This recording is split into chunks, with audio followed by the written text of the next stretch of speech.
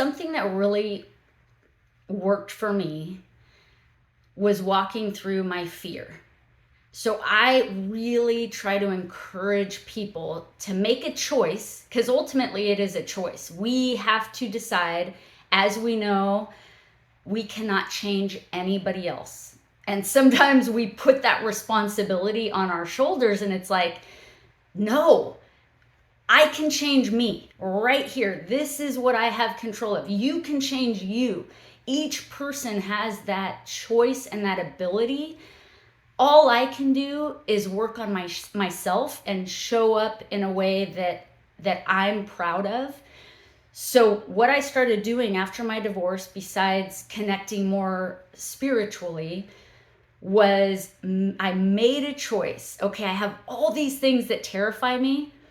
I am going to actively seek them out, and I am going to walk through each of those fears. So for instance, many people have this fear of public speaking. Well, it's really like a fear of judgment, a fear of failure, a fear of looking like a fool, like what is everybody going to think, kind of the people pleasing thing. It's like, I want to walk through this fear. So I join Toastmasters, I start speaking, I start sharing my story, which, let me tell you, there were moments after I would do a speech, they call it a vulnerability hangover, where you're like, oh my gosh, you just want to, crawl into a hole and like never come out again. And did I actually say that? Am I actually talking about the truth of my life? The reality of all the things. And the thing with vulnerability hangovers, just like a normal hangover, is you get over it. A couple days go by. Yeah, you can just hunker down, not see anybody for a while, but eventually then you make the choice to show up again and do the next thing that scares you. And then you build this amazing confidence. Love shows up for you.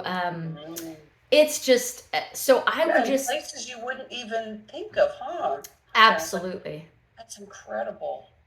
Yeah. So that's my best advice, is tap into presence, practice presence, with yourself and with others. This listening component you were talking about really empathizing with somebody else, really truly listening to them, and then also do those things that scare you so you could feel that freedom, because it is absolute freedom on the other side of those prison walls.